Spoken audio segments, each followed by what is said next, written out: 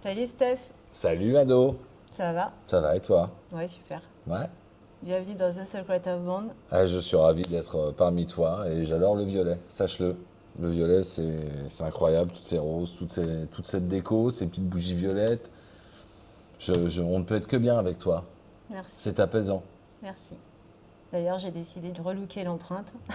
Alors non, parce qu'on est sur le rose et le noir. On est presque au violet quand même. Ouais, ouais, mais pas Mais, tout à fait. On ouais. est, on est, on est rose et noir et Bon. c'est notre petite marque de fabrique. On pourra Notre mettre un petit peu de côté. violet. T'as vu, déjà là, on a fait pas mal. Ouais, mais ce violet, c'est justement ta marque de fabrique, donc on va pas te piquer le concept. Après, tu vas Non. nous faire un procès. Ouais, on a déjà eu des problèmes avec ça. Et on va être obligé C'est tu vrai. vois, d'allumer notre armée d'avocats. C'est Et vrai. voilà. Et on va se battre. Et on va se prendre la tête, on va même plus être copains, ça va être moche. Putain, ça craint. Donc non, restons comme ça, T'as restons dans le raison, rose. ouais. Je ramène Ne mon piquons violet pas quand les, je viens. ne, Voilà. ne piquons pas les concepts. T'as raison. Alors, Tu connais bien le principe, je crois, le concept de The Secret of Bond. Donc, le principe, c'est que tu poses des questions et je réponds. presque. Ah. Faut que je fasse d'autres choses, faut que je te pose des questions peut-être. Non. Ah, Tu vas me vas-y. parler de toute ta vie. De toute ma vie. Ah, il y a Ouais. des choses que je vais garder pour moi quand même. Ça hein. s'appelle The Secret Sache-le. of Bond. Bah non, Bon, rappelle-toi. vas-y alors. Alors, comment t'es devenu directeur de l'empreinte? On va commencer par l'empreinte et après on ira Sur sur d'autres d'autres, sphères. On ira aussi sur le We Metal Fest si je vais te donner un peu le ton quand même. Ok. Donc le We Metal Fest, donc depuis le début en fait, comment t'en es arrivé là? Qu'est-ce qui te motive? On va commencer par ça. Ok. Je crois que là, la caméra a pris le fait que je réfléchissais tout seul et que j'ai même eu un petit mouvement Tu peux prendre une rose si tu de veux. langue et Ouais. peut-être de la matière grise qui s'est écoulée par mes oreilles. C'est sûr. Comment je suis arrivé à ça? Alors déjà, comment je suis arrivé à l'empreinte? Tout simplement en répondant à une annonce, puisqu'avant d'être à l'empreinte, ça faisait 10 ans déjà que je travaillais dans les musiques actuelles amplifiées. Donc j'ai fait plusieurs salles dans les Yvelines, mon territoire d'origine. En fait, en gros, c'est tout con, j'étais musicien. J'avais plein de potes musiciens et musiciennes. Et à un moment, dans ma petite banlieue des Yvelines, entre Trappes et Cognères, qu'est-ce qu'on a fait? On a organisé une fête de la musique, et puis de là, d'autres trucs. Et puis de là, on a défendu le fait d'avoir studio de répétition. Et puis de là, plein d'autres choses. Et puis de là, je suis devenu vacataire bénévole dans une salle à plaisir qui s'appelle encore d'ailleurs la Clé des Champs. Ouais. Voilà. Et puis j'ai repris des études d'animation socioculturelle à l'époque. Et puis après j'ai travaillé au Saxe-HR, j'ai travaillé au Café de la Plage à Maurepas. Et Ouais. ensuite je suis parti quelques mois en Angleterre, mais pas suffisamment pour parler correctement l'anglais, je rassure tout le monde.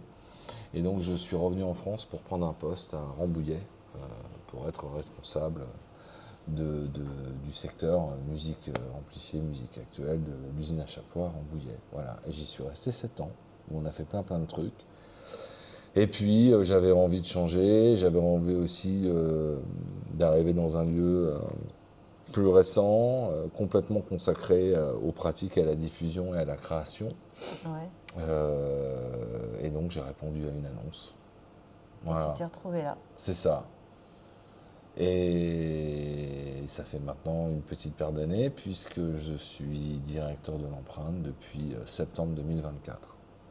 Ah, quand même. Ouais. Et du coup, qu'est-ce qui t'a motivé au départ? J'ai bien compris, moi, que c'était la musique. Mais finalement, qu'est-ce qui t'a motivé à arriver à un poste comme ça? Parce que t'es musicien au départ. Alors oui, j'étais Voilà. musicien Donc amateur, c'est je me ça. revendique, je me suis toujours revendiqué de cette manière-là. Mais en fait, ce qui me motivait, c'est-à-dire que je suis un enfant de banlieue. J'ai toujours vécu en banlieue parisienne. Et en fait, l'importance d'avoir une offre de service sur nos territoires avec la proximité de Paris, et faire en sorte d'être inclusif, que tout le monde puisse venir découvrir des choses nouvelles, etc., ça a toujours été un minimum, un sacerdoce pour moi. D'accord. Voilà. C'est-à-dire que la différence entre Paris et nos lieux, c'est que Paris, on loue une salle et on fait un concert. Il y a très peu de lieux qui programment au final. Et nous, c'est complètement différent.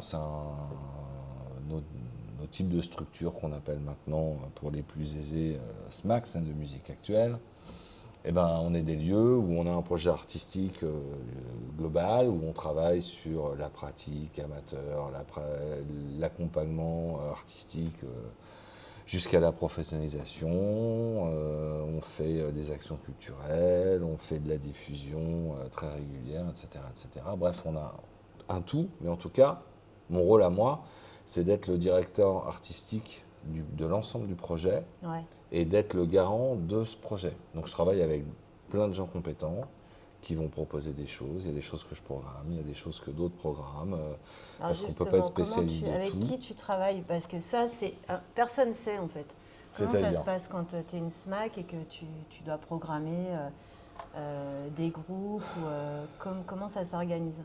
Parce qu'il y a des subventions de la région, du département. alors le lieu, c'est pas compliqué. Pour tenir debout, il y a des aides de l'État, on va commencer par ça. Ouais.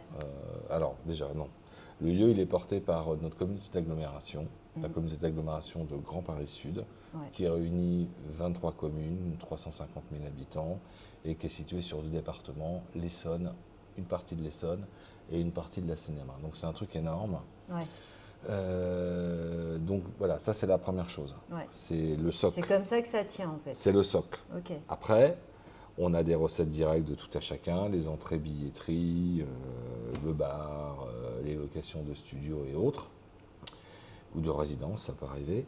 Et puis après, on est aidé par d'autres collectivités. Donc on est labellisé scène de musique actuelle par l'État. Donc Ouais. la direction régionale des affaires culturelles nous donne une subvention via une convention pluriannuelle d'objectifs, d'accord, sur 4 ans, qui est renouvelée tous les 4 ans, D'accord. d'une part.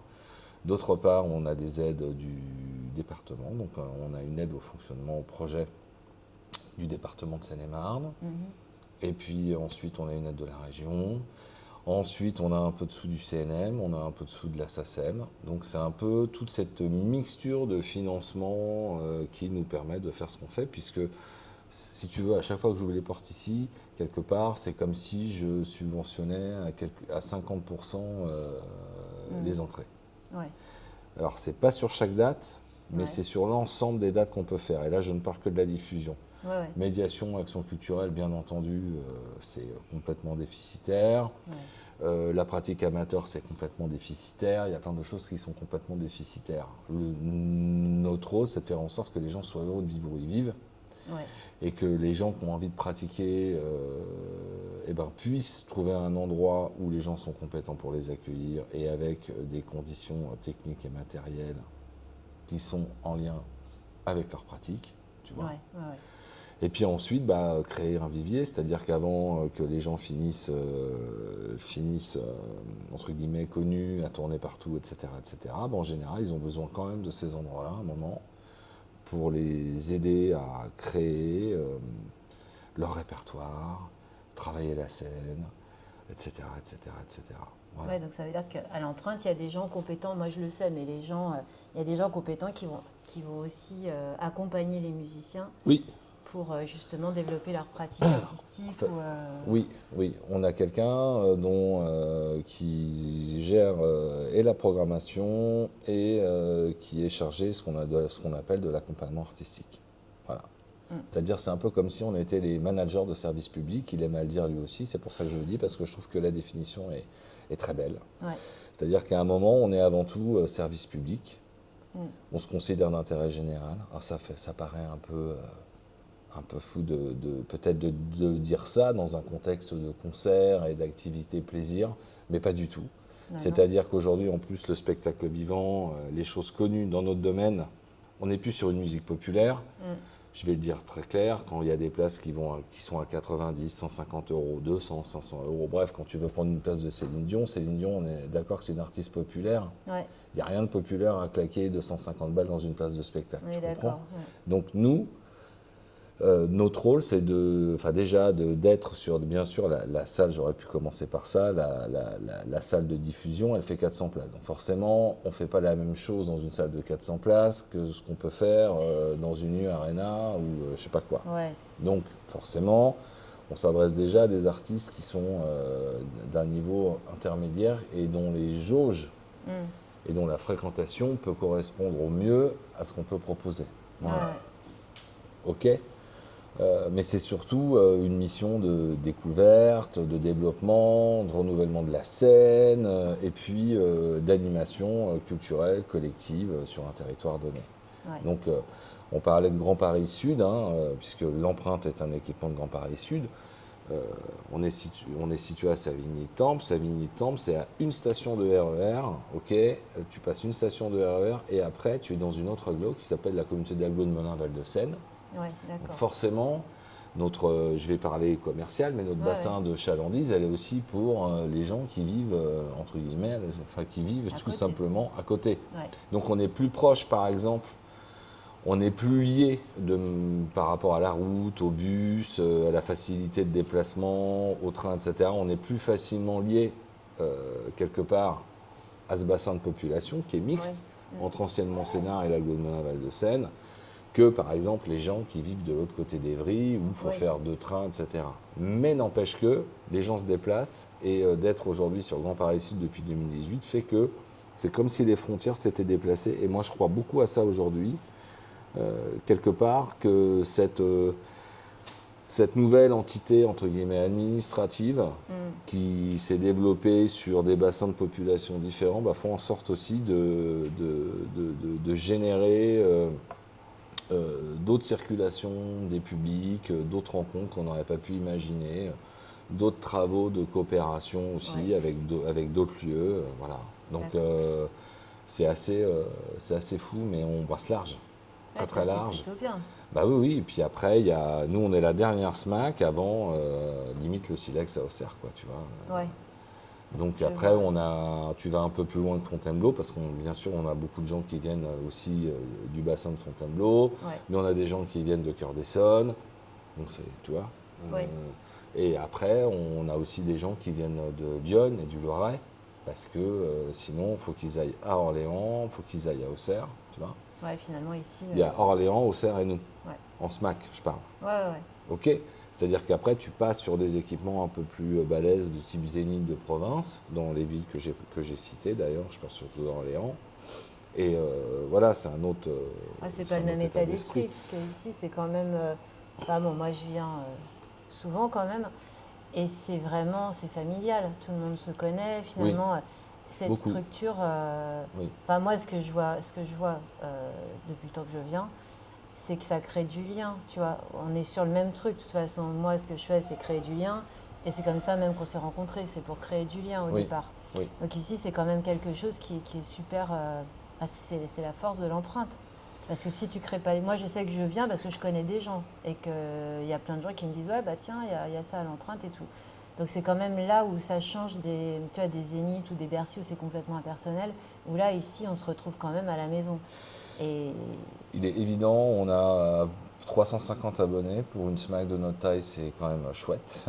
Et puis, on a un public fidèle, et je crois qu'on a un projet artistique qui est clair. On fait tout, mais on est très axé quand même sur l'esthétique rock et métal. Après, on travaille beaucoup d'esthétique. Je sais pas, hip-hop, chanson, pop, ce que tu veux. Mais je pense qu'on a créé un public large qui aime venir ici justement, et on en est, je te l'accorde, je crois, et c'est une vraie chance, une vraie réussite, c'est le fait que ce lieu n'est pas qu'un lieu de diffusion et de pratique, c'est aussi et de création, c'est aussi un lieu de vie.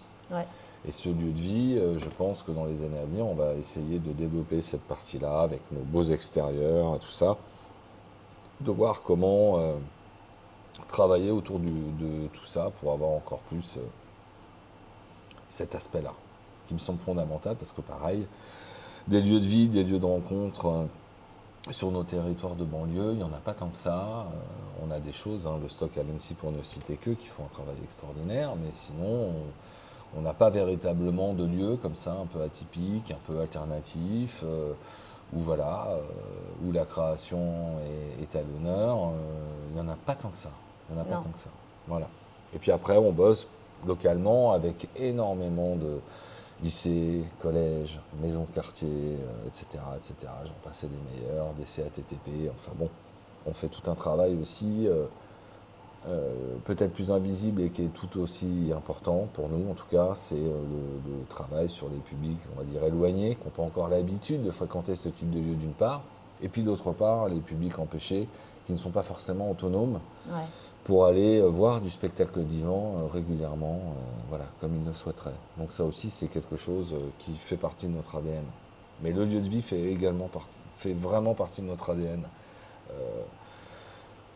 Je crois qu'on n'est pas forcément si nombreux que ça à alimenter cette synergie avec les publics. Et en effet, il y a beaucoup de gens qui reviennent très régulièrement et ça crée des amitiés. On a des abonnés qui se retrouvent maintenant sur des festivals en province, qui vont se retrouver quand ils sont sur leur lieu de vacances et pas très loin, qui se retrouvent pour bouffer ensemble, etc. Donc ça, c'est magique. Ah ouais, c'est magique, c'est Parce ça. que C'est tu vraiment, crées du lien social ouais. et c'est important dans nos sociétés aussi de créer du lien social, peu importe d'où tu viens, ce que tu fais, tes croyances, ta couleur de peau, ce que tu veux, ben voilà, on est dans des territoires où on parle beaucoup d'éloignement des uns des autres, etc., etc. J'en passais des meilleurs, c'est des discours quand même super ambiants et ben en fait non, c'est pas que ça, nos Non. banlieues, c'est-à-dire qu'il y a plein de rencontres magiques, il y a plein de gens qui vivent ensemble et qui vivent très très bien ensemble. Et puis voilà, voilà, être créateur de liens sociaux comme ça, c'est absolument, je trouve ça merveilleux, quoi, et très important. Oui, c'est quand même la base de tout, parce que si t'as pas de lien, C'est pas notre secteur d'activité fait en sorte qu'aujourd'hui, je dirais que c'est pas forcément la base de tout, quoi. Si on oui, mais le regarde juste secteur sur ouais, mais l'industrie, après, enfin si sur t'as pas l'industrie d'argent, musicale, ah oui, parce que ici, c'est quand même ça aussi qu'il faut dire, c'est que c'est pas cher. Enfin, je veux non. dire, tu viens, moi je fais pas de pub pour l'alcool, mais tu prends une bière ou tu prends un jus de fruits, t'en as pour 3 euros, quoi. Même les entrées, Euh, les entrées, c'est entre autres si on touche des financements et si on est soutenu par notre collectivité qui est Grand Paris Sud, c'est pas un hasard. C'est-à-dire qu'à un ouais, moment, il faut qu'on soit un minimum inclusif. Alors, il faut aussi qu'on soit sur des tarifs qui nous permettent de faire suffisamment de recettes pour que le lieu soit pérenne et puisse prendre des risques sur des choses que personne ne connaît, par exemple. mm. Ouais, mais c'est Défendre, ça aussi. défendre des choses Toute que la scène personne ne émergente connaît, et tout, tu vois. c'est quand même. Mais le but du jeu, c'est ça, c'est globalement, c'est comme si on subventionnait à 50% quelque part, voilà, euh, le prix d'entrée des billets, quoi. Mais c'est énorme. Bah, Ben, mais aujourd'hui, c'est nos c'est énorme, missions. quoi, parce que. Oui, mais c'est nos missions. Et alors là, pour le coup, en plus, c'est un vrai sacerdoce et c'est un vrai combat. Ouais, Parce que, je sais pas, moi, quand j'ai commencé mon métier, on avait quand même des fois des tarifs qui étaient à 30 francs, ouais, 50 francs. Ok, moi, j'arrive à faire des tarifs à 30 euros aujourd'hui. ouais. Mais c'est 30 euros quand ça va être 60 ou Ouais, plus. ou 80 ou 100, enfin voilà. Voilà. Donc, Non, mais t'as quand même des super groupes qui passent ici. oui, oui. Donc, voilà. Et donc, qu'est-ce que tu dirais de l'évolution là, de la musique là, depuis que tu bosses en fait dans ce secteur-là? Parce qu'aujourd'hui, il y a l'IA, il y a plein de technologies qu'on n'avait pas, même au niveau de nos rencontres. Nous, quand on était plus jeunes, on se rencontrait dans des endroits comme le Caméléon, le Gibus, etc. Aujourd'hui, les jeunes, ils sortent plus autant.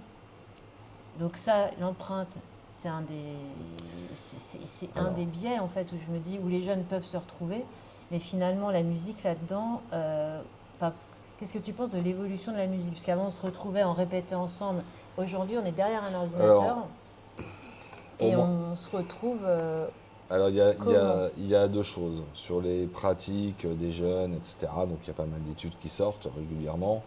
Forcément, il y a le smartphone. Forcément, Ouais, avant, pour se rencontrer, pour discuter, il fallait piquer le téléphone à papa, maman. Ou alors, les cabines téléphoniques à aussi. notre âge surtout, il y avait des cabines téléphoniques. Ou sinon, il fallait se retrouver autour d'un flipper ou je sais C'est pas ça. quoi. Bon, bref. Ouais. Donc c'était à la préhistoire, bien entendu. Donc, c'est toute la société qui a évolué avec les technologies, les besoins, les demandes ne sont pas les mêmes. Pour répondre à ça, aujourd'hui, autant que les jeunes ne sont absolument pas éloignés de la musique et même ont une culture musicale qui est beaucoup plus large que ce qu'ils ne pensent même des fois eux-mêmes, parce que tu peux Tu peux écouter du Jules, mais tu vas te taper du Metallica dans Stranger Things. Bref, la musique, elle est partout, tout le temps, que ça soit dans les séries ou partout, dans les émissions. Bref, donc partout, partout, Ouais, ouais, partout. bah ouais. Si tu veux t'informer, t'as plein de youtubeurs qui sont juste extraordinaires, des influenceurs de tout poil, de partout. Donc c'est les médias qui changent, la manière de diffuser qui change, la manière de l'apprendre qui change, la manière d'apprendre une œuvre qui change aussi. Aujourd'hui, t'as des trucs mercantiles, mais ça a toujours existé, où la trend TikTok est plus importante que le morceau en entier en lui-même. Voilà, et c'est Ouais. comme ça qu'ils essayent de produire le tube. Alors, il y a encore une petite dizaine d'années, on se disait, oh là là, mon Dieu, on n'écoute plus d'albums, c'est atroce, les gens prennent pas la patience de découvrir une œuvre et de l'écouter une fois, deux fois, trois fois, quatre fois ou cinq fois avant de dire s'ils aiment pas, s'ils sont surpris, agréablement ou désagréablement. Et puis voilà, et donc tu te retrouves, tu te retrouves face à un usage qui est très Kleenex, qui est très rapide, qui est pas du tout la même chose. Je parle du disque, hein, Ouais, ouais, ouais. nous quand on était jeunes, quand on allait faire nos missions, quand on achetait nos disques avec les copains, et on les ponçait, même si on était déçus, on les ponçait, jusqu'au moment de dire ah non, vraiment je suis déçu, je les ponce plus, quoi. Mais au moins on laissait une chance à l'œuvre. Aujourd'hui, on peut plus laisser la chance à l'œuvre. Et c'est tellement devenu facile de produire une œuvre et de le mettre sur une plateforme dédiée qu'il n'y a plus de. Il y a beaucoup moins de sélection à la base. Il y a énormément de choses, beaucoup plus de choses. L'IA s'est mis là-dedans récemment. Bon, voilà, quoi, tu vois, mais. Bon, voilà. Nous, ce que je peux te dire, c'est que pour y répondre, et surtout parce que moi, mon métier, c'est spectacle vivant, c'est pas le disque. Sur l'aspect spectacle vivant, on fait beaucoup de choses pour amener les jeunes à rencontrer des artistes via des actions culturelles ou de la médiation. Et quoi, On par les exemple? amène ici. Ouah, Même si c'est un ou deux exemples pour avoir une idée. je sais pas, là on a fait on a fait une action qui a duré plusieurs semaines avec Paralix dans un collège de Moissy-Cramayel et avec une institution qui a eu lieu au 18 mars vendredi dernier par exemple. D'accord. À côté de ça, on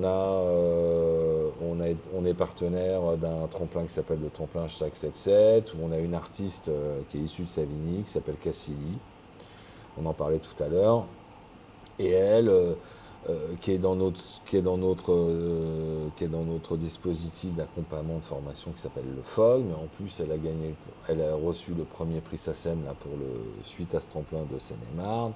La semaine dernière, elle a joué dans une salle de 1000 personnes. Et puis après, je pense qu'on va faire plein de choses avec elle tout au long de l'année. C'est aussi notre forme, ça. Tu vois, accompagner la jeunesse. Je crois qu'elle a 22 ans, il me semble.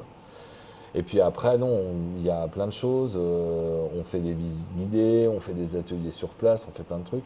D'accord. Tu vois, Ouais, c'est riche, c'est quand pour même. amener c'est pour en fait que à un moment le jeune qui connaît pas forcément voit un peu l'arrière, rencontre des artistes, se rendre compte de ce que c'est de dialoguer ou de travailler un moment avec Ouais, un ouais. artiste, et puis soit dans un vrai lieu, bref, s'approche du Du monde spectacle artistique. vivant, parce que c'est pas le jeune entre guillemets, j'aime le jeune. Hein. Et le jeune, parlons comme ça, le jeune n'est pas éloigné de la musique ou des musiques, hein. Le jeune est bien souvent éloigné du spectacle vivant. Et en même temps, comme de l'autre côté, le spectacle vivant est devenu vraiment une industrie, même en France, de l'entertainment, alors qu'avant, il y avait ça, mais il y avait aussi beaucoup plus d'artisanat autour de cette industrie. Qu'aujourd'hui, le jeune, le spectacle vivant, c'est plus, tu vois, Ouais. ça ne peut pas s'imaginer comme une sortie qui peut être régulière, où tu vas rencontrer des choses, où tu Ouais, vas ouais. rencontrer des gens qui te ressemblent, etc., etc. Donc c'est une autre démarche encore ça. Donc ça c'est pour la partie, parce qu'il y avait deux questions en Ouais. une, hein.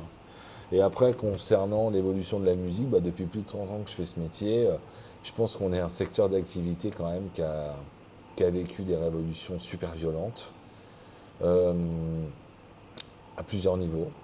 Donc la disparition progressive du disque, ça c'est sûr. En premier lieu, l'arrivée, le peer-to-peer et tout ce qui va bien. Ensuite, l'arrivée des plateformes de streaming. Et puis maintenant, c'est l'arrivée de l'IA. Voilà, en gros, c'est les 4 trucs qui font qu'aujourd'hui, quand on est artiste et voilà, la musique ne vaut plus rien. Donc, quelles sont les solutions? Comment se rémunérer? Comment avoir une carrière d'artiste avec si peu de revenus générés par le disque? Bon, c'est par exemple, par rapport juste à ce prisme-là, bah, tu te dis, ouais, les paramètres ont changé et tout repose beaucoup justement pour les plus gros, sur l'industrie de l'entertainment du live. Ouais. Et ça va devenir compliqué parce que la musique, elle est pour tout le monde et elle devient de plus en plus, le spectacle devient de plus en plus,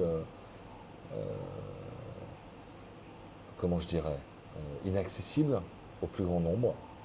Et voilà, ça c'est un fait. Et ça devient quelque chose qui devient de l'ordre de l'exceptionnel.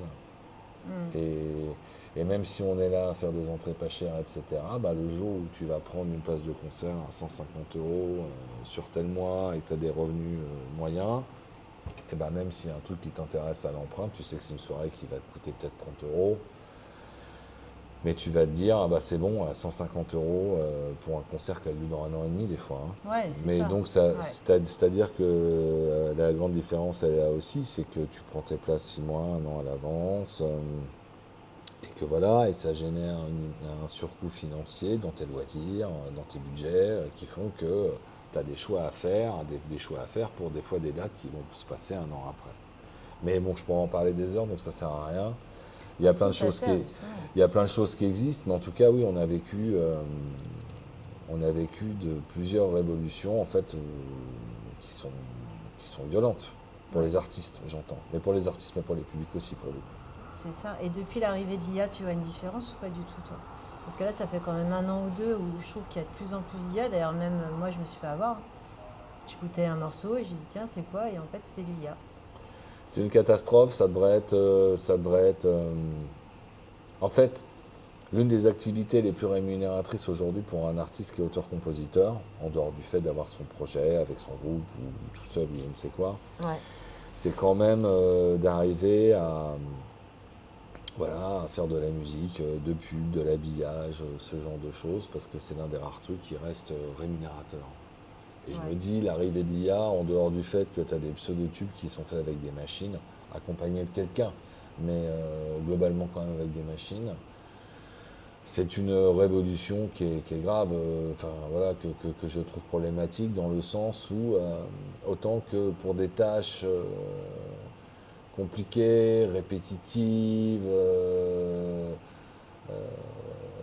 ok, ça peut aussi engendrer des problématiques en termes d'emploi, en termes de ceci, cela, et donc Ouais. une vraie transformation après de l'emploi au sens large du terme. Mais là, on touche à la création. Bah, c'est ça, ouais. Et en fait, moi, je me rappelle des cours que j'avais quand j'étais jeune. C'est voilà ce qui différencie l'homme de l'animal. En gros, c'est cet état de nature à culture, c'est-à-dire à partir du moment où on s'est développé dans le temps, pas forcément en faisant les bonnes choses, sinon on ne foutrait pas la planète en l'air, mais au moins on a fait des outils. Ouais. Il y a des animaux aussi Ouais. qui arrivent à se servir d'accessoires, etc. Mais nous, on a fait des outils, on a fait des dessins dans des grottes, bref. Et ce qui différencie l'être humain Mm. de l'espèce animale en général, c'est quand même un peu ça. C'est la Bah, faculté oui. non, c'est la faculté de création. Donc on nous enlève ça. Oui, il y a quand même les émotions, parce que je veux dire, justement, c'est aussi ce qui nous différencie des animaux, c'est qu'on a des Oui, émotions qui mais sont quand même... À travers la musique, on transmet des émotions. mais ça, c'est encore autre chose. Et Je te parle ouais, du phénomène de création. Moi, l'IA, je m'en fous. Tu peux aimer une chanson IA ou pas aimer une chanson IA, c'est pas le problème, ça. Le problème, c'est que l'IA est utilisée aujourd'hui et le phénomène est quand même rapide et aussi violent, c'est-à-dire qu'on touche au fondement même de l'humanité, c'est sa faculté de création. Le reste, on s'en bat les couilles. oui, mais L'émotion, quand tu écoutes une œuvre, qu'elle soit virtuelle ou pas virtuelle, ou etc., ça va te procurer quelque chose. Ce qui est fou, c'est de savoir que derrière, on t'enlève, toi, la faculté primale, primordiale et unique qui fait toi un être humain, c'est ta faculté de création. ouais, C'est là-dessus que moi je fais waouh. Et en fait, ça fait l'affaire de plein de gens et pas l'affaire de beaucoup d'autres. Et voilà, on verra bien. Je trouve qu'on est au début et que c'est pas assez borné. Alors la SACEM borne ça de son côté, c'est-à-dire qu'aujourd'hui, la protection d'une œuvre, ils ont mis des garde-fous. D'accord, ouais. Ils ont mis des garde-fous via l'IA. Par exemple, quelque chose qui est généré uniquement par l'IA, tu ne peux pas protéger le titre. Ouais. Avec la SACEM en tout cas, les autres je ne sais pas. Et si tu t'aides d'une IA pour produire une œuvre, tu ne peux être rémunéré que sur un aspect bien particulier. Voilà. Ouais. Donc ils ont mis des garde-fous. Par contre, les plateformes de streaming, Spotify et autres, il y a absolument Il y a rien. Tu Non, ne il y a sais rien. pas. Tu sais pas. Toi, en tant que la majorité du temps, tu ne sais pas si tu as affaire à un artiste ou une IA. Non, c'est vrai. Voilà. Donc après, l'IA, c'est un magnifique travail quand tu es artiste et musicien, ou quand tu travailles sur le mix d'un album aujourd'hui. C'est un outil qui va t'accompagner et qui va permettre de te faciliter certaines tâches. Oui, Voilà. c'est Par exemple, au départ. et on peut en dire ce qu'on veut. Par exemple, tu as envie d'une section cuivre sur un titre. Ok, l'IA va te permettre de mettre une section de cuivre et de travailler des arrangements avec des cuivres, avec un big band virtuel par exemple, chose que la plupart du temps tu ne peux pas faire parce que ça te coûterait trop cher en frais de production par exemple. Oui, bah oui. Ou alors de mettre un orchestre classique et plein de cordes sur un truc, tu vois, quand tu es en autoproduction, quand tu es sur des petites productions, enfin sur des productions modestes. Ouais. Bon bah voilà, ça c'est un vrai, ou alors peut t'aider aussi sur la composition, à travailler des trucs, à proposer différents arrangements différents, donc ça peut être une véritable aide à. Ok, aucun souci avec ça. Par contre, c'est le souci que beaucoup de gens utilisent et que tu ne sais plus faire la différence, ni quoi que ce soit, des vrais humains, pas des vrais humains, quelle place, quoi. Donc on verra bien ce que ça fera. Je pense que les gens ont besoin encore d'organique, ils ont besoin de vrais trucs, ils ont besoin de rencontrer des gens sur scène. Et voilà, donc Oui. moi je suis pas défaitiste, mais par contre je suis très impressionné par la vitesse avec laquelle ça a été et surtout vraiment ce point de vue-là, c'est-à-dire que toucher à la création humaine, à l'imagination humaine Ouais. par des outils ça, que ce soit dans l'image c'est pareil, dans l'image Ah oui. ou la musique, moi je reste, waouh, Ouais. ça je m'y attendais pas. C'était quoi ton rêve quand tu étais enfant? Ou ado, enfin, ton plus grand rêve, là où tu t'es dit, tiens, moi, je veux faire ça. J'avais 3 passions, c'est toujours les mêmes passions. J'avais une passion pour le cinéma fantastique, tout ce qui était effets spéciaux ou écriture. Ouais. J'ai lu tout ce qui est littérature et cinéma fantastique depuis très jeune. Et voilà, donc je pensais que j'allais peut-être soit écrire, soit travailler dans le domaine, voilà, peut-être au cinéma, etc. Mais bon, j'avais soit ça en tête, soit le fait je dessinais beaucoup et grande passion pour la BD sous quasiment toutes ses formes, très comics, mais comics tout genre. Manga aussi, les premiers mangas j'aime beaucoup, et puis tout ce qui était BD européenne, fantasy, enfin Ouais. tu vois, La Quête de l'Oiseau du Temps, par C'était exemple, mortel, ça. tu vois, Ouais. les Torgal, tout ça, juste des trucs très simples, Spirou et Fantasy quand j'étais gosse, et puis bon bref, c'est un peu mes deux cultures, ça, et puis la musique, voilà, j'ai toujours écouté beaucoup de musique, à 8 ans, j'avais mon petit magnéto, j'écoutais des trucs de ma sœur, et puis j'enregistrais des trucs à la radio, et puis voilà, j'étais fan de Jean-Jacques Goldman. Back in Black m'a mis une claque. Voilà, j'ai très rock, Pink Floyd, The Alan Parsons Project, U2, voilà, et après très très hard rock, mais hard rock, quoi. C'est-à-dire? Bah voilà, CDC Bon Scott, ça reste pour moi l'une de mes premières religions, quoi. Voilà. Et après il y a plein de choses qui sont arrivées. Après j'ai été glamouze, après j'ai un vrai Peut-être que les amour jeunes pour qui le nous regardent, punk ils rock savent pas ce que c'est le glamouze. américain. Ouais, voilà, Guns N' Roses, c'était un peu le groupe de ma génération quand même. Quand Ouais. on avait 15 ans, ça arrivait, peut-être for Destruction, puis après voilà, tomber amoureux de plein d'autres groupes, Faster Pussycat, plein de trucs comme ça.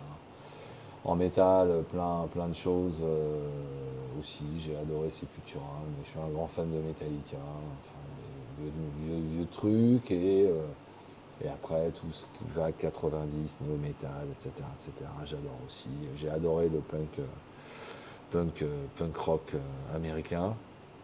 J'adore Green Day, j'adorais Green Day, j'ai adoré Blink. L'un de mes groupes fétiches, c'est Millen Collin, et en France, Some Comment From Mars, qui n'existe plus malheureusement. C'est un mélange de tout ça, voilà, c'est ma culture, et je rêvais de quoi je savais que j'allais faire quelque chose dans le domaine de l'artistique, où j'allais travailler dans ce secteur-là. T'avais pas un truc où tu t'es dit je vais être une rockstar Non, ou je veux jamais. être un grand scénariste ou un grand réalisateur Non, t'as pas eu un truc. C'était artistique. Ah bah forcément, c'est artistique, ouais. Après, dès jeune, tu vois, 15-16 ans, si tu veux, oui, bien sûr, être rockstar, voilà. Comme Motley Crue, tu vois, ça me faisait rêver. Bah ouais. Mais je me suis jamais donné les moyens concrets pour aller jusqu'au bout. J'ai eu des projets où on a fait des trucs super et tout, tu vois. Mais cet attachement aussi de faire pour les autres et de faire des choses d'une manière collective m'ont hyper porté. Ça a pris le pas finalement sur. Oui, Sur oui, autre chose. oui. Ouais. Mais de même que j'ai lu beaucoup et tout, et j'ai toujours eu envie d'écrire, mais j'ai jamais commencé. Tu composes quand même, parce qu'en dehors de l'empreinte, tu fais d'autres choses. Ah oui, Justement, je on suis va aller auteur. voir un petit peu tout ce que Je suis tu auteur, fais. je suis auteur-compositeur, oui, Mm. oui. Comment il s'appelle ton groupe? Mon groupe s'appelle Charcoal, ouais. Donc écoutez Charcoal, venez les voir. C'est du hard rock. C'est du hard rock, c'est bon, c'est Mais pas mortel. que. Mm. Et là, ils jouent bientôt, donc Ouais, on a cette chance d'avoir des portes qui s'ouvrent assez facilement et d'avoir des gens qui nous programment. c'est super important ça quand même. Donc, Ah bah, de toutes les manières, je crois que si j'ai choisi d'avoir une carrière artistique non rémunératrice depuis toujours, j'ai toujours été en parallèle de mon métier ou de mon travail, j'ai toujours eu une activité artistique, musicale la plupart du temps, mais j'ai fait de la peinture aussi, mais musicale beaucoup. Et en fait, pourquoi la musique plutôt qu'autre chose? C'est que la musique, quand tu la vis en live, quand tu rencontres les gens, le rapport que tu as, c'est quand même l'un des rares arts vraiment où tu es dans le partage. ouais. Et où tu as le retour direct des gens, les gens ils sont avec toi, tu as une synergie ou tu n'as pas la synergie. Et ça, par exemple, tu fais de la peinture ou que tu exposes, tu vas être, voilà, si tu fais comment on appelle ça, un vernissage, tu vas rencontrer les gens qui vont faire leurs critiques, etc. Mais tu vas l'avoir qu'une fois, ça. Ouais. Tu vas pas avoir le retour, l'émotion Direct. que ça peut procurer ou pas aux gens. Quand tu fais de la musique, aussi crétine soit-elle, tu as le retour. Hein. Ouais. Tu peux pas tricher. Non. Voilà. Tu peux te préparer, mais tu peux pas tricher. C'est clair. Et voilà. Et du coup, c'est quand même beaucoup d'investissement. De toute façon, avoir un groupe ou avoir une activité artistique et faire en sorte de pouvoir rencontrer des gens, essayer d'avoir un public, faire les choses bien, c'est beaucoup d'investissement, oui, bien sûr. C'est de l'investissement de temps personnel, de temps collectif, C'est des fois ça peut être des fois par moment un deuxième travail, bénévole pour le moment en tout cas. Ouais. Mais c'est ma vie, donc Parce que tu fais beaucoup de choses. En fait, là, c'est aussi pour mettre en avant tout ce que tu fais, parce que je sais que nous, on se connaît quand même bien. Tu fais aussi, tu donnes des cours oui, à des élèves. oui, Il y a aussi l'association des musiques métalliques, la Fédération des la musiques Fédération des métalliques, ouais, musiques sur métalliques. lequel je suis engagé depuis le début. Voilà. Ouais, Tu as une vie de famille, oui, tu ça aussi c'est as des d'investissement. enfants. Oui, Donc comment tu fais avec tout ça? Parce que tout ça, en fait, quand on te voit, tu travailles tard, quand il y a des concerts, tu es là jusqu'à la fermeture. Et souvent, le matin, tu te lèves, hein. oui. Donc comment tu fais pour tout,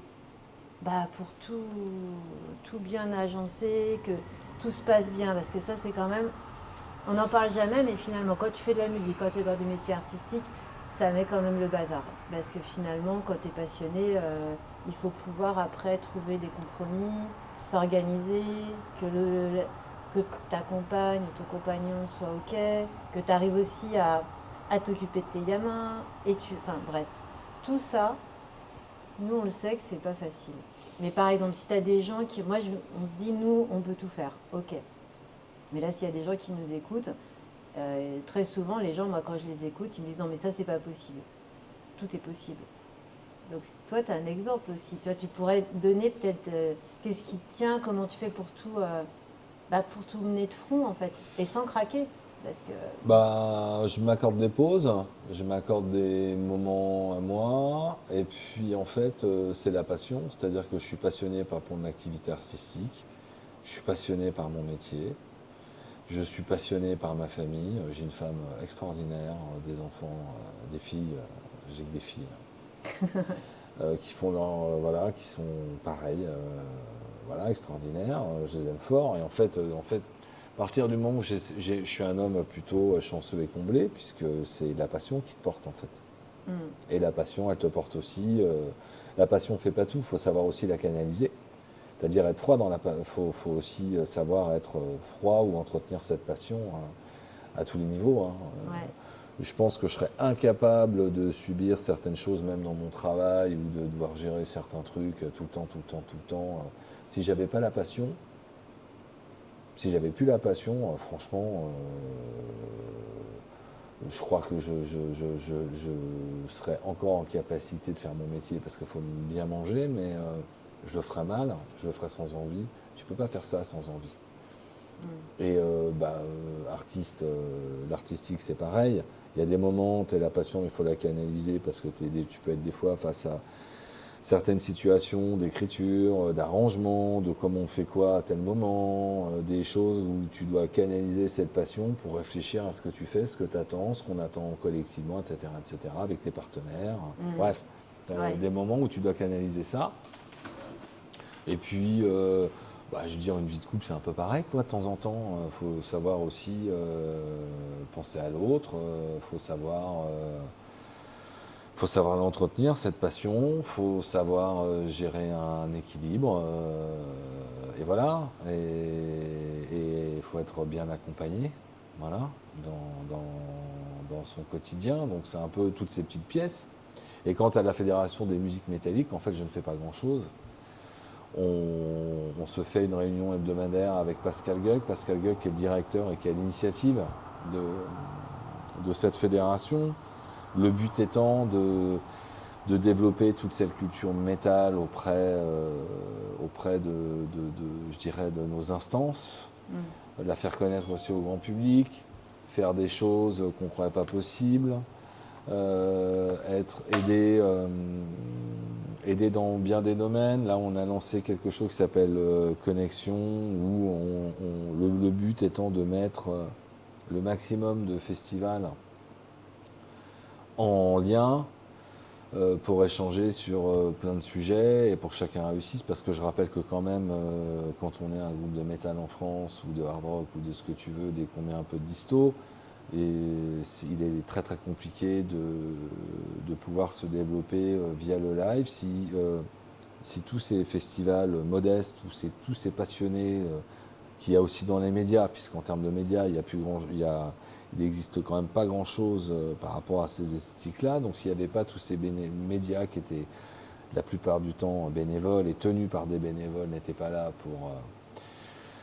pour chroniquer des disques, pour faire des reports, pour faire des interviews, ben franchement, ça serait compliqué. Et moi, je suis à un moment, je vis d'un métier passion, ok, mais je vis d'un métier, je vis de la musique, tu vois. Voilà, avec un salaire tout à fait modeste parce que je travaille dans la fonction publique territoriale, mais j'en vis. Et moi, je suis admiratif d'une passion. Ma passion m'a fait arriver à avoir un métier. Ouais. Sans oublier la passion de l'autre côté, et que je fais aussi par rapport à mon statut d'auteur-compositeur. Mais là où je veux en venir, c'est que comment tu ne peux pas être admiratif à des gens qui prennent du temps, qui des fois mettent de l'argent, qui ont une activité hyper soutenue, de manière bénévole, pour leur passion de la musique, pour leur passion du métal et assimilé. Moi, je trouve ça extraordinaire. Et que ça soit tous les gens qui diffusent, festival ou pas d'ailleurs, toutes les petites orgas comme ça, petites, vous l'aurez compris, il n'y a rien de péjoratif, bien au contraire. Des passionnés qui vont te faire une prog hyper pointue, qui vont aller dénicher des trucs inconnus au bataillon et qui sont super. Plus ceux qui vont défendre les médias, qui vont alimenter tout le temps. Mais comment veux-tu, pas moi, professionnel, dans une scène de musique actuelle, qui ait sa petite fiche de paye tous les mois, comment veux-tu ne pas être admiratif de ces gens-là et ne pas contribuer modestement à faire en sorte que toutes ces activités, toutes ces cultures, tous ces publics, tous ces acteurs, à un moment, puissent bénéficier du maximum d'aura ou qu'on puisse peut-être développer peu ou prou une filière, plein de choses collectivement, voilà, pour aussi que plein de projets artistiques se développent, pour que de la manière dont sont diffusées ces musiques en France, en dehors de l'entertainment, soit aussi mieux comprise, mieux entretenue, et que du coup, certains appels à projets puissent convenir également à ces petites orgas. Enfin voilà, la France... moi j'ai un grand truc pour les par exemple, pour changer de sujet, mais pas vraiment, enfin c'est complémentaire, c'est-à-dire qu'à un moment, les initiatives, plus il y a d'initiatives de diffusion culturelle, plus il y a des initiatives associatives, plus il y a des initiatives diverses et variées sur notre territoire, plus tu vas générer des dynamiques qui vont amener de la curiosité, du vivre ensemble, de la création supplémentaire, un renouvellement des publics, un renouvellement des artistes, etc. etc.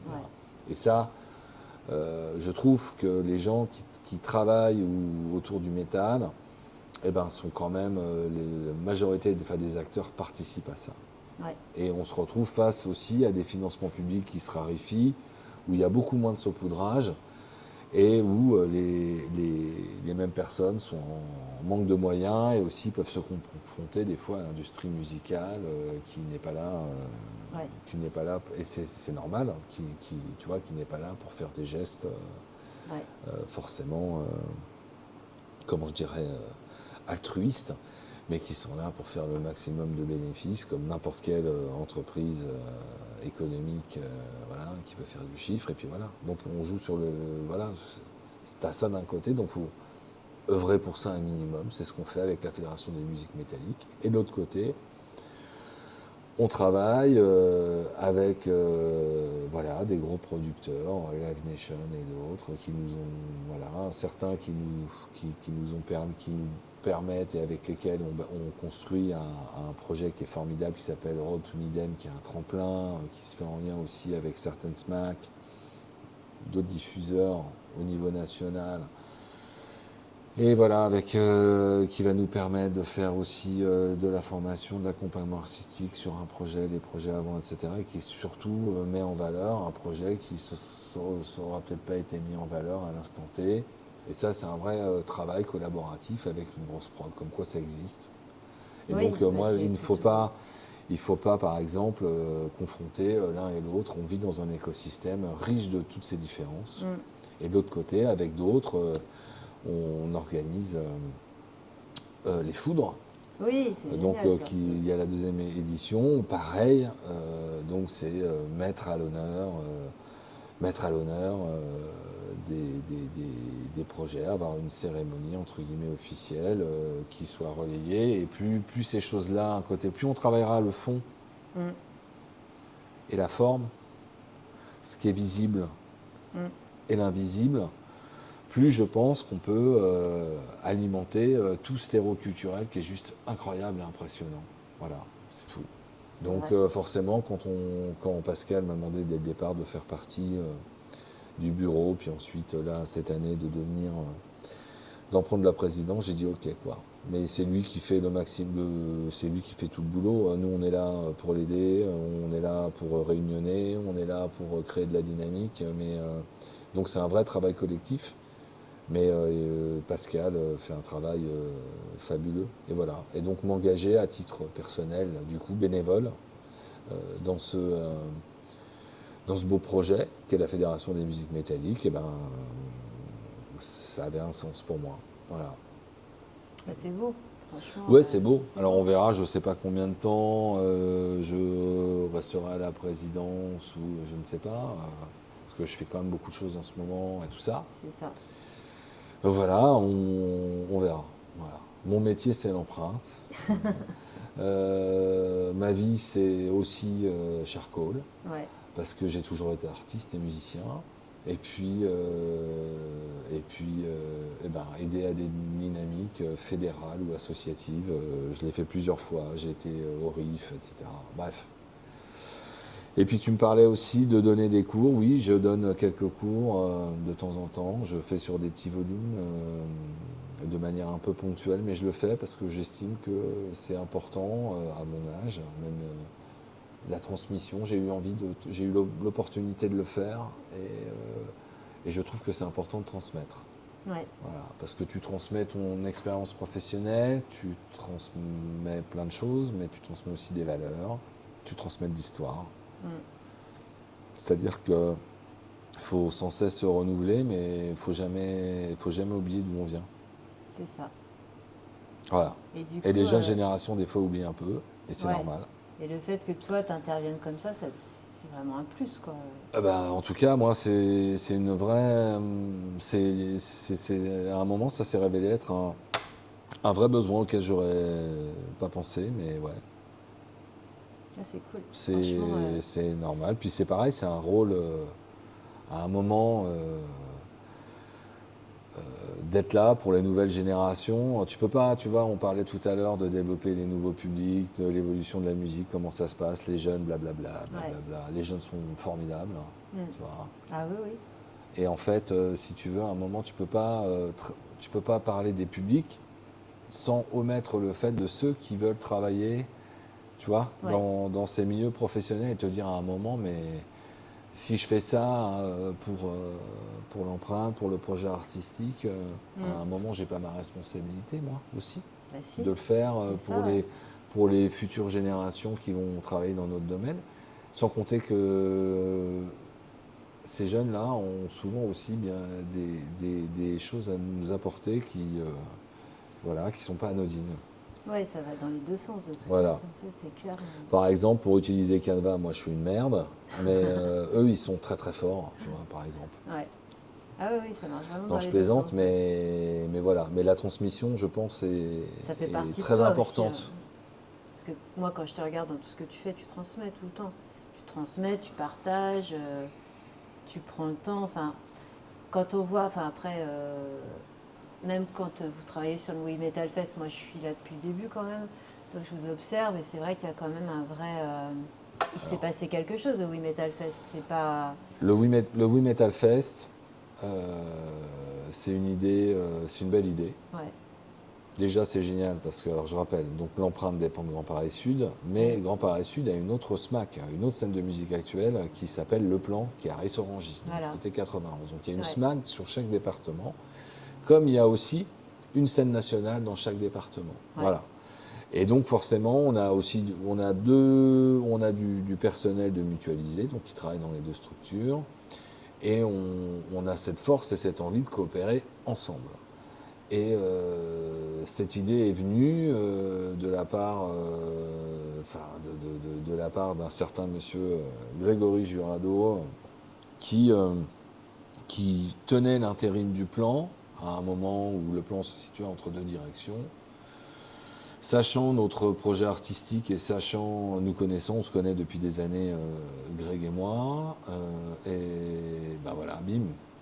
Ce festival est né d'une passion et d'une envie collective, de rapprochement des deux lieux sur un événement fort et majeur, et de créer aussi un événement fort et majeur, visible, rayonnant, structurant, où on mélangeait du coup, on mettait en valeur l'accompagnement artistique qu'on pouvait faire dans nos lieux, c'est-à-dire il y a plusieurs artistes que vous avez vus au Metal Fest avec lesquels on a travaillé et avec lesquels certains ont travaillé encore d'ailleurs. Donc voilà, la nouvelle vague, le renouvellement aussi des artistes, comment rendre visible l'invisible, encore une fois. C'est pas forcément toujours facile. Donc des affiches un peu intermédiaires, des artistes émergents, ensuite des artistes qui le sont moins et des artistes qui sont plus du tout émergents. Et surtout, donc c'est Greg et Loïc qui se chargent de la programmation. On se voit très régulièrement, on se fait des réunions très régulièrement, donc c'est un vrai beau projet collectif. À l'Empreinte, on avait déjà un festival très pointu qui s'appelle le Grand Paris Sludge, qui était mené et qui est toujours mené d'ailleurs. On vient de sortir de la 4e édition, pardon, qui est là, qui est vraiment axé sur les esthétiques pointues, un peu plus pointues, donc les esthétiques stoner, doom, sludge, qui est mené et qui est vraiment co-construit avec Garmand Bosia et voilà, monsieur Fred Schwen. Et l'un de mes collaborateurs qui s'appelle Julien Rousset, qui gère toute la com et la billetterie. Et on avait ça, un truc très pointu et tout ça. Donc quand Greg est venu me voir avec cette idée, est venu nous voir, on s'est dit allez hop, banco. Et donc là pour le coup, la prog sur ce truc-là, on est sur quelque chose qui est beaucoup plus large. Mais par contre, la prog est hyper réfléchie, travaillée, la qualité prime surtout, les coups de cœur priment surtout. Enfin franchement, en tant que pour le coup directeur artistique, je suis ravi des propositions qui sont faites. Voilà. Et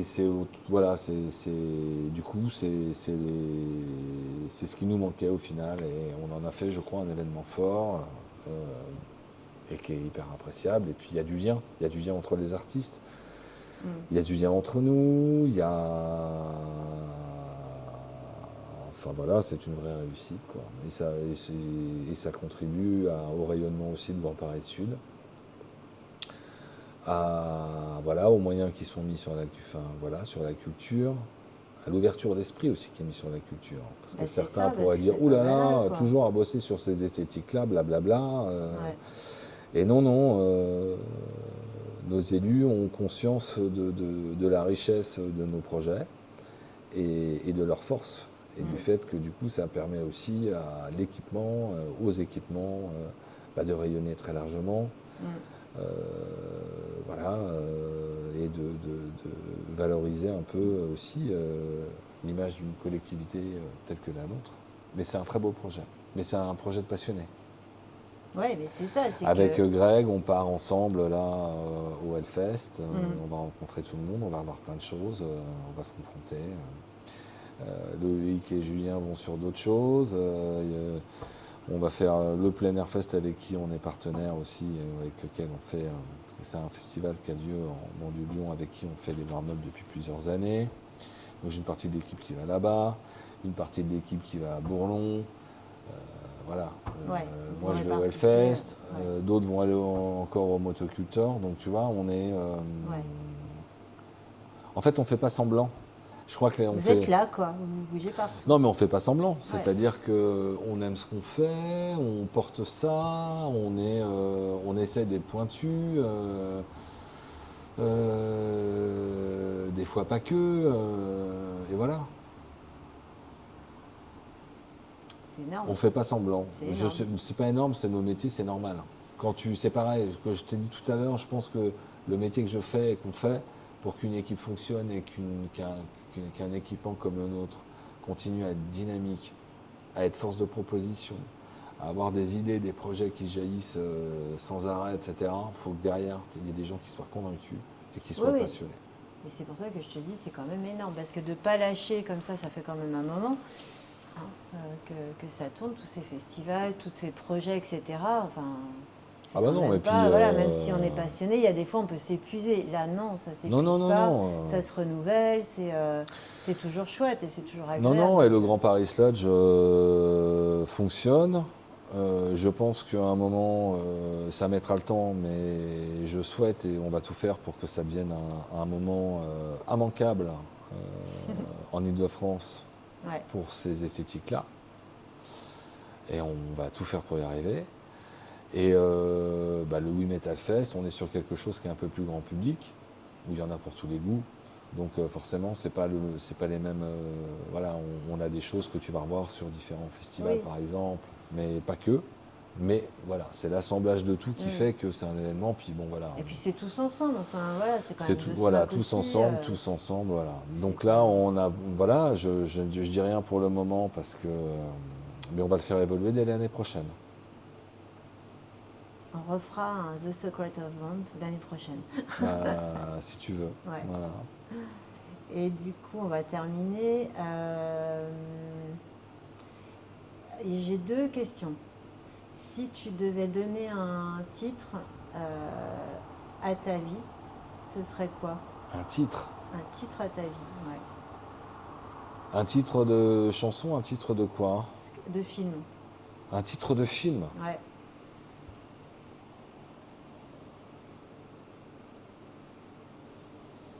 Waouh. Un petit moment de réflexion. Vas-y, il y a les Waouh. violettes qui nous C'est accompagnent.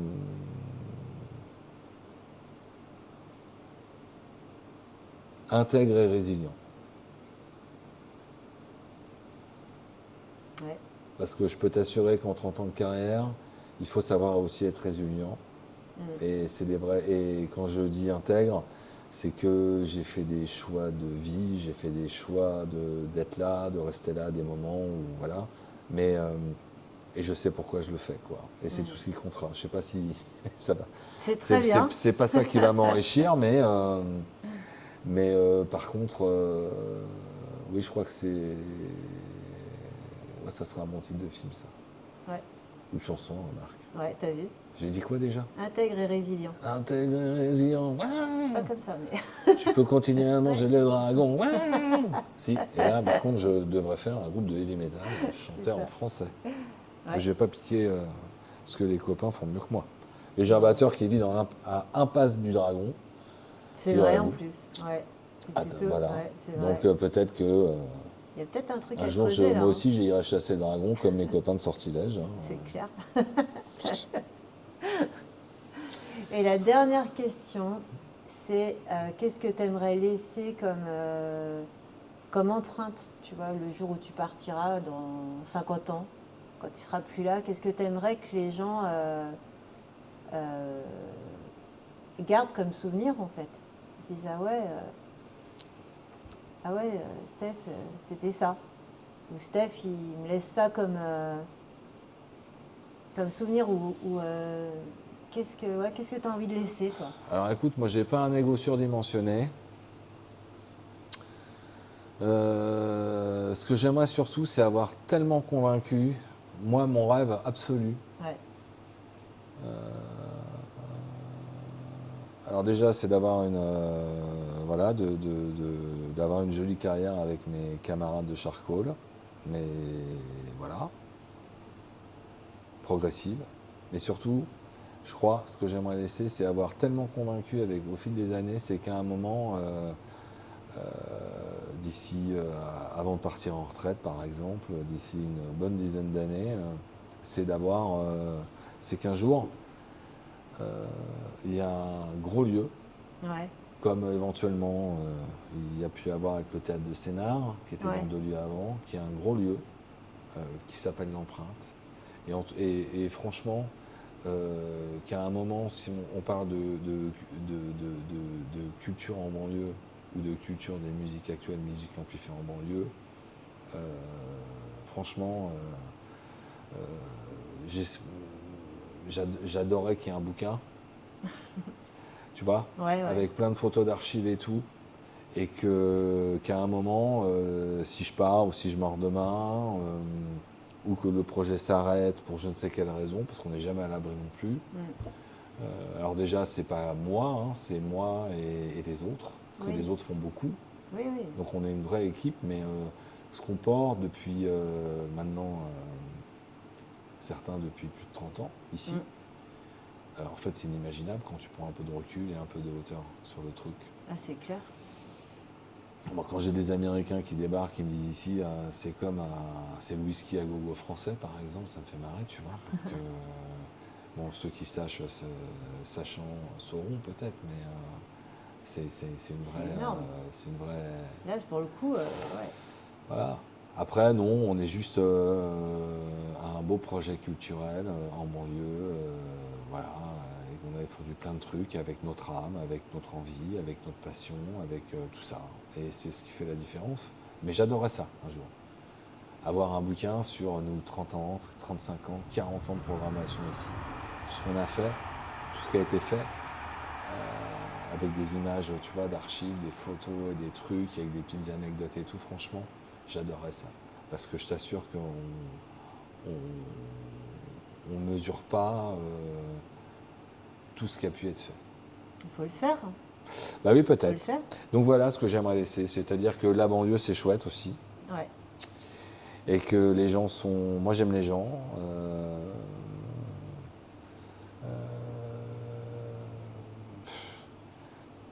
Voilà.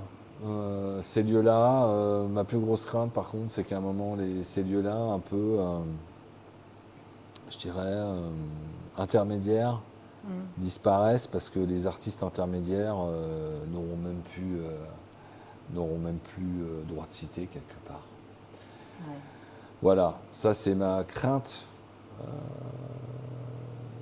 c'est ma grosse crainte dans l'avenir, un peu, par rapport à comment les choses évoluent. Mais pour le coup, moi je suis super positif et optimiste, donc je pense pas ça. Mais ça, voilà ce que j'aimerais, un jour. Recevoir dans ma boîte aux lettres chez moi, tu sais, petit vieux avec ma petite cam et mon déambulateur avec les femmes sur le côté. Et recevoir un livre, voilà, un livre avec l'histoire de ce lieu qui est un lieu magnifique, où il s'est passé plein d'aventures humaines incroyables. Voilà. Bah, faut le faire. Franchement. Faut y réfléchir. Moi, tu me donnes envie de le faire, du coup. Faire Et un après, truc comme ça, bien sûr, une statue en marbre de 3,50 m, évidemment. Bah, ça, la c'est question ne se logique. pose pas. Voilà. Devant le lac ou Ouais, dans le au lac. milieu, Ouais, c'est avec ça, ouais, une fontaine. dans le lac, ouais. Ouais, Ah, parce que si vous connaissez pas l'empreinte, il y a un lac ici. c'est Donc, ça. il faut venir. Donc voilà, non, je me suis jamais posé trop la question, mais ça, ouais, ça serait chouette parce que, ouais. Là, ça laisse. Pour On le a- coup, là, en plus, tu as on du a une vraie papier, chance. tu as un objet, tu as. Non, puis c'est quelque chose qui va l'histoire. rester. C'est l'histoire. C'est-à-dire que c'est incroyable. J'aimerais juste que la plupart des gens que j'ai croisés dans ma vie, le jour où je meurs, se disent qu'on aient un bon souvenir de moi, quoi. Ça ne sera pas le cas de tout le monde. On ne peut pas être aimé de tout le monde et j'aime pas tout le monde. Mais ça, c'est important. En tout cas, bon, moi, je suis content. Une vie intègre. Et ça, voilà. Comme le titre de ton film. Ouais, mais Ouais. c'est super important. C'est Ouais. des vraies valeurs, je trouve, qui ont tendance peut-être à se perdre quand on voit Ouais. certains discours de certaines personnes, des fois haut placées, qui devraient montrer l'exemple. Et ben voilà, moi je trouve que l'intégrité, la morale humaine. Voilà. Bah, c'est ça qui fait la différence. Je sais pas, je sais pas. Bah, on a tous envie d'être avec des gens avec qui sont intègres. T'as pas envie d'être avec quelqu'un. Ah, je pense. Voilà, donc il y a un moment. Je pense, en effet. Ouais, il faut s'arrêter. Puis faut Ça, se c'est des poser jugements de questions. valeur. Chacun fait ce qu'il veut. Mais en tout cas, c'est des vraies mais valeurs humaines pour Voilà, moi. c'est ça, toi, dans les valeurs que toi tu prônes et que ce que tu es, en fait, c'est ça. Je pense. Et généreux, quand même. Je suis généreux, Oui, je crois. oui, oui. Je confirme, Ah bah c'est gentil. je confirme. Et du coup, la toute dernière question, c'est pas des questions qui sont posées tout le temps, et j'aime bien. Qu'est-ce qui te ferait dire que tu as réussi ta vie? Voilà. La finir heureuse. La finir heureux. Parce que voilà. Heureuse. Finir ma vie en étant heureux. Ouais. Comme je l'aurais été tout le temps. Parce que j'ai eu beaucoup de chance. C'est super. Bah, souhaitons-le. Hein. Bah oui. Bah merci Steph. Et Mais puis, je t'en venez à prie, l'empreinte. merci pour cette invitation. Venez à l'empreinte, venez Au au, stock aussi, venez au We Metal Fest, au Paris Grand Sludge. Enfin, Grand Paris Sludge. Grand Paris Je vais Sludge. t'en Moi, j'aime coller bien. une, Mado. Non, j'aime bien Non, dire, ça c'est violent ça. Tiens, je vais te mettre un coup Arrête. de... Voilà, c'est Paris ça, Grand l'empreinte. Sludge, Grand Paris Sludge. Grand Paris Sludge. Ah Moi, j'aime oui. bien dire à l'envers. Non mais non. Bon, alors venez voir Steph, Loïc, Venez Julien, voir toute du, l'équipe. venez voir du spectacle vivant, allez soutenir, soyez curieux, allez soutenir plein de projets artistiques différents, les groupes émergents, les soirées à droite, à gauche, sortez, Oui. écoutez. Et venez rencontrer des gens, venez parler avec des gens. Oui, Et venez voir Charcoal aussi, parce qu'il faut quand même... oui. Ils vont bientôt passer là. Tu nous fais un peu la... Non, je ne ferai pas de Si, pub. bah, c'est moi Non, qui je vais ne ferai le pas faire, de je sais pub. que vous passez Non, où, je ne attends. ferai pas de pub. Ils passent bientôt là, ils passent aux grottes. À Parce qu'en fait, à la ouais. brasserie des Grottes, Ouais, la ouais, brasserie des- pour la présenter brasserie tous les des nouveaux Grottes. titres de notre nouveau disque. Voilà. Ouais. Donc venez, Après, allez on les joue. voir. Voilà, attends, on joue quand même à la rentrée dans le coin. On joue au Mency Metal Fest, au Faire-toi au Metal Faire-toi. Fest, au Mency Metal Fest. Et là, cet été, on fait le Volcanic Fest. Donc, c'est Ouais. la première édition. Avec les copains de Loco Moite. Trop bien, 2 fois. trop bien. Puis Donc plus venez d'autres les trucs. voir, voilà. Ben oui, avec grand plaisir, vous êtes les bienvenus. Hein. Faut aimer le rock, quoi. C'est tout. En plus, Et ils voilà. sont adorables. Et je finirai, le grand débat du jour, c'est le hard rock, le métal. Est-ce que le hard rock fait partie du métal? Mais moi je dis oui, je dirais toujours oui. Puisqu'on était hardos avant d'être métalleux, c'est tout. C'est ça. Et ça fera l'objet une autre discussion. Bref, faudrait qu'on s'appelait les... Ouais, ça fera l'objet d'une autre réunion. Ouais. Voilà. Merci beaucoup, Steph. Merci pour cette pub, Mado, pour tout. Et puis, bonne continuation pour ton beau projet. Merci.